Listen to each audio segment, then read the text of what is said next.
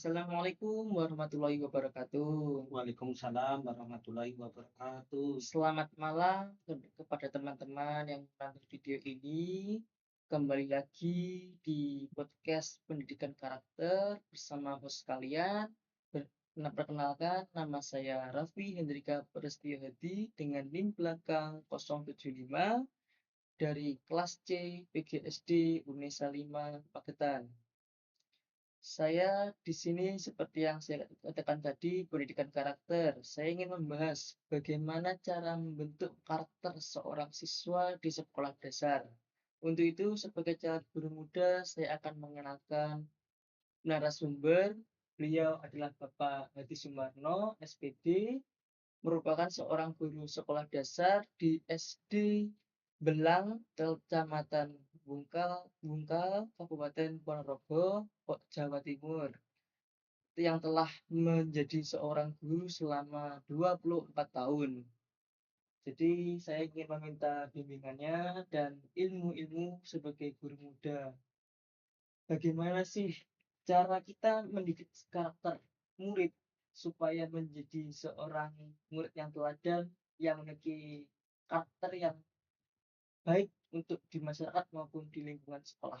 Iya, terima kasih waktu yang saya diberikan kepada saya sebagai narasumber. Semoga dengan pengalaman saya nanti bisa terinspirasi kepada eh, anak-anak yang sedang sekarang dalam tahap pemula dalam melaksanakan tugas sebagai calon guru SD. Ya. Jadi begini, pendidikan karakter di SD itu memang upaya sangat penting untuk membentuk akhlak dan moral siswa. Jadi moral siswa itu harus dibentuk sejak dini melalui penanaman nilai-nilai yang positif. Ini kejujuran seperti tanggung jawab, seperti rasa saling menghormati, saling menghargai, dan tanggung jawab sejak dini. Ini tujuannya siswa menjadikan individu yang tidak hanya cerdas, tetapi juga terintegritas dan keterampilan hubungannya dengan sosial di masyarakat. Dia mampu menghadapi perkembangan global dengan baik. Implementasinya melibatkan kerjasama antara orang tua, guru, dan masyarakat. Sehingga dalam implementasi tersebut adanya saling kita kerjasama, sehingga saling eh, mengawasi, saling kita mengontrol anak-anak kita di rumah, di sekolah, dan di masyarakat, sehingga karakter tersebut bisa terbentuk dengan karakter yang positif ke masa depannya gitu.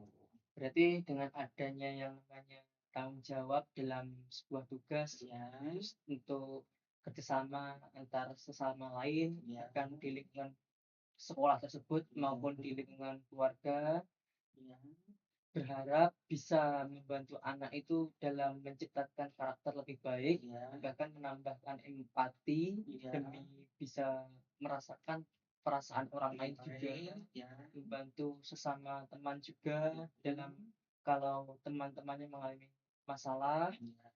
Dan bagaimana sih untuk apa ya, untuk teman-teman SD itu kan ada beberapa yang ada yang mau membantu teman sama lain, ada yang nggak membantu ya seenaknya sendiri lah ya. Bagaimana cara menanganinya biar ikut menjadi lebih baik sama teman-temannya? Jadi seperti karakter tersebut itu memang betul, itu sangat penting kita tanamkan sejak dini, terutama di kelas 1. Karena apa? Karena dengan karakter yang positif, nantinya ke depannya anak tersebut bisa melakukan sesuatu yang baik. Misalkan di rumah itu sebagai orang tua gitu harus berperan yang positif terhadap anaknya, kejujuran atau mungkin sebagai teladan, contoh dan sebagainya. Itu peran orang tua. Kemudian di sekolah peran guru seperti itu juga harus bisa itu memberikan contoh suri teladan kepada anak didik kita, peserta didik kita, sehingga anak tersebut meneladani Bapak Ibu guru yang ada di sekolah. Jadi Bapak Ibu guru harus memberikan contoh yang baik dan positif tersebut. Kemudian di masyarakat juga seperti itu. Kita sebagai anggota masyarakat, kita harus saling juga mengontrol bagaimana anak didik kita di masyarakat. Itu perlu harus diwaspadai teman-teman di sekolah, di rumah, di masyarakat itu bergaul dengan siapa saja. Itu perlu dikontrol sehingga karakter tersebut selalu yang ada di lingkungan sekitar itu selalu yang positif, kejujuran, berintegritas, empati, bertanggung jawab, dan sebagainya. Tapi dengan adanya era digital juga bisa membuat anak melupakan yang namanya karakter-karakter tersebut juga bisa kan ya. Karena yang namanya era digital di mana semua akses internet jadi kita lihat, bahkan eh, pendidikan dikatakan bisa membantu internet atau digital bisa membantu pendidikan, tapi di murid yang masih belia, yang masih belum tahu yang namanya sebuah berbahayanya kalau terlalu berlebihan. Kadang ada yang beberapa yang terlalu sering bermain gadget sampai mereka lupa waktu. Bagaimana sih cara mengatasinya? Mengatasnya kalau di rumah kan orang tua itu sebagai peran orang tua harus kita harus tahu kapan waktunya untuk buka HP, apa yang dibuka itu kan perlu dikontrol. Di sekolah pun seperti itu. Nanti bagian pelajaran apa yang perlu menggunakan HP, tidak selalu HP dipegang terus oleh anak tersebut sehingga kadang melupakan pelajaran. Jadi HP tersebut di sekolah pun harus dibatasi kapan menggunakannya, terus apa yang dibukanya di HP tersebut. Harus sebagai guru kita harus bisa mengontrol sehingga anak tersebut tidak membuka misalkan di internet yang sekiranya itu membuat karakter anak tersebut itu berubah menjadi kurang positif atau mungkin hal-hal yang negatif bagi anak dalam usia perkembangan.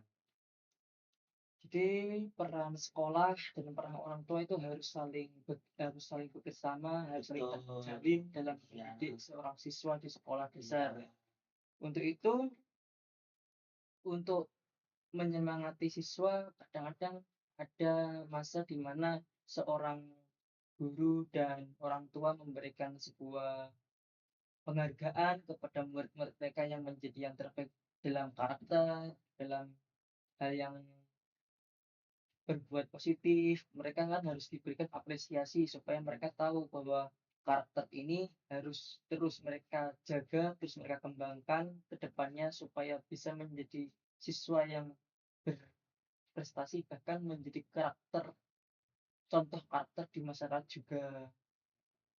ya. Untuk itu aktivitas seperti ekstrakurikuler juga bisa membantu juga dalam menambah wawasan mereka dalam membentuk karakter bahkan membentuk pengetahuan juga. Apakah itu benar?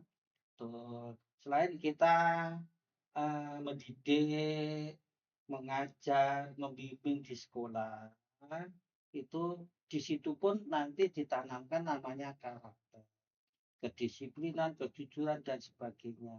Pada akhirnya, endingnya, itu setiap nanti pembelajaran itu harus diberi namanya pesan moral.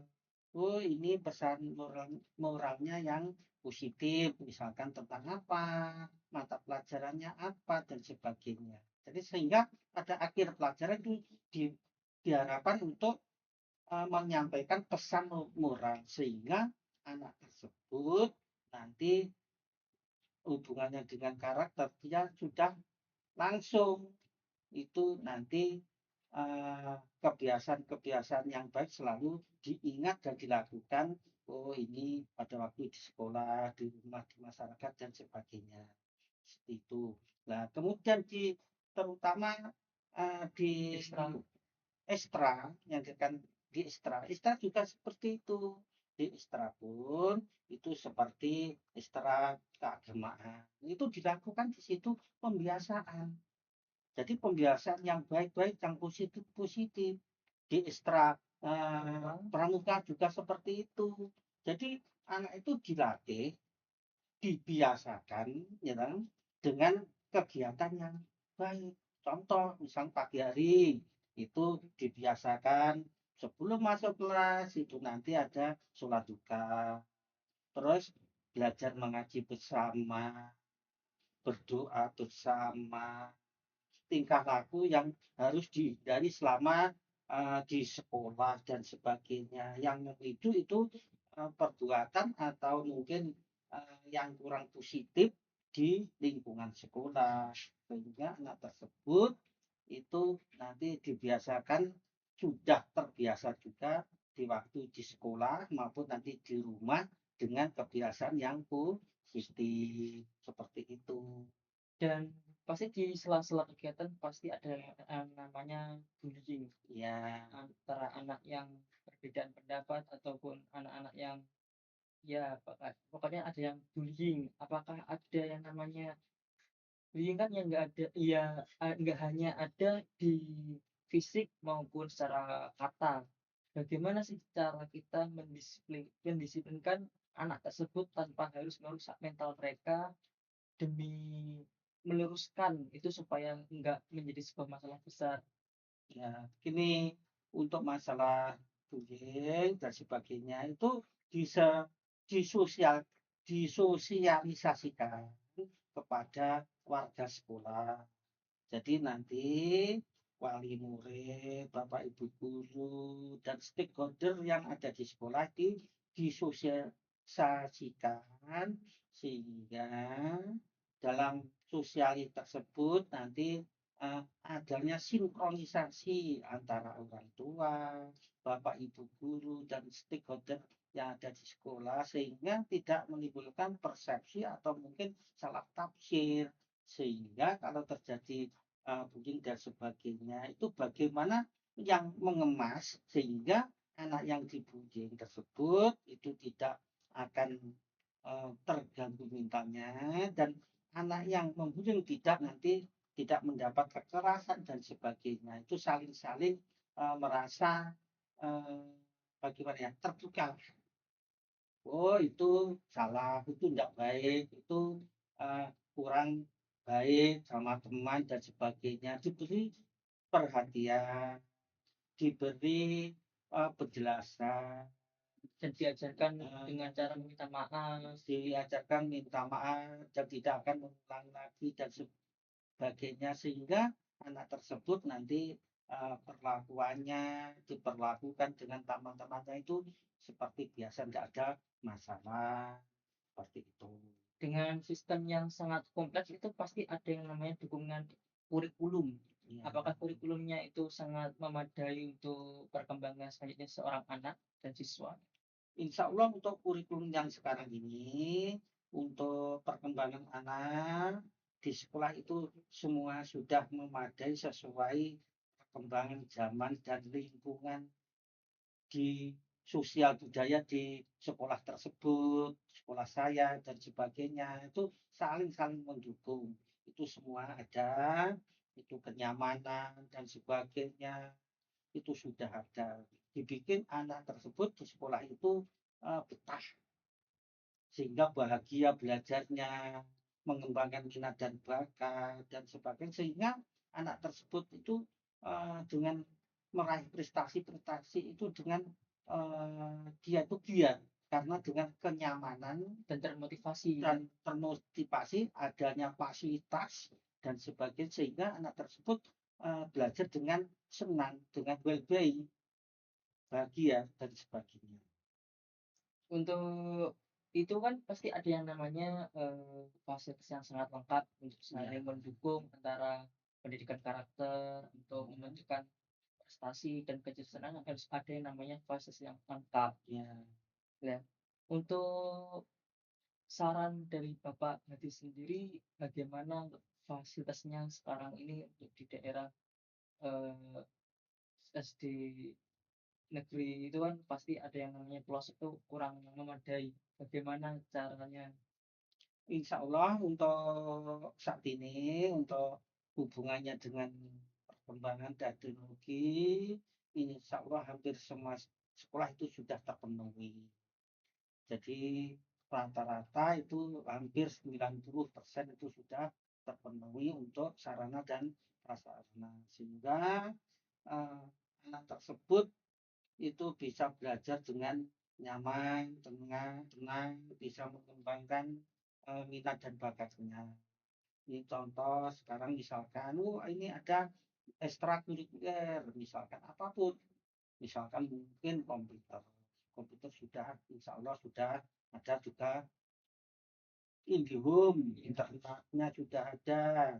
Terus kemudian untuk yang lain bola voli dan sebagainya, keagamaan sudah ada musola dan sebagainya misalkan. Seperti insya Allah sudah mendukung untuk pembentukan karakter dan minat bakat anak tersebut untuk meraih prestasi yang lebih baik dan lebih tinggi lagi. Menurut Bapak Hadi sendiri, untuk kedepannya inovasi apa saja yang perlu ditingkatkan untuk pendidikan karakter anak di masa depan nanti? Apakah perlu ada yang namanya peningkatan atau hanya segini-segini aja? Nah, untuk kedepannya itu untuk pembentukan karakter itu harus sangat-sangat penting karena apa? Dengan pendidikan usia dini, termasuk sejak dini, sejak kecil itu harus ditanamkan dengan adanya uh, karakter. Anak-anak tersebut kan masa depan bangsa, Iya. sehingga pada waktu nanti sudah besar, kemudian karakter tersebut sudah menjiwai di dalam diri anak tersebut, jadilah nanti bangsa-bangsa yang hebat. Kenapa kalau gitu? Dia kan seperti misalkan jujur, seperti integritas dan sebagainya. Sehingga anak tersebut seandainya jadi pemimpin juga mempunyai integritas, tidak akan korupsi. Jadi untuk hubungannya dengan pemimpin negara ke masa yang akan datang itu perlu sangat perlu. Nah kemudian untuk karakter di SD pun itu harus ditanamkan tuh betul-betul harus menjiwai di dalam diri anak. Dengan adanya seperti itu, insya Allah kalau itu berhasil, insya Allah pemimpin-pemimpin bangsa ini tidak akan korupsi karena apa? Karena juga menanamkan integritas di dalam diri anak tersebut. Jadi dengan adanya peningkatan melalui pendidikan dan terus mengalami perubahan, kita harus juga meningkatkan pendidikannya menjadi lebih maju lagi, Ya, bahkan bisa mengikuti perkembangan zaman ya. ya. Untuk pesan terakhir sebagai calon guru muda, apakah ada saran bagaimana cara menghadapi anak-anak yang sekarang ini menjadi, generasi akan penerus bangsa, bagaimana cara mendidiknya kan karena ada beberapa anak yang kurang semangat dalam bersekolah, bahkan bandel. Itu sebagai guru muda bagaimana biar tetap bisa menjalankan kewajibannya untuk mendidik anak? Nah, sebagai calon guru muda, itu yang pertama, jika sudah terjun ke dunia pendidikan, terutama di sekolah, spesifiknya, khususnya di kelas, itu harus bisa namanya mengenali karakteristik anak tersebut.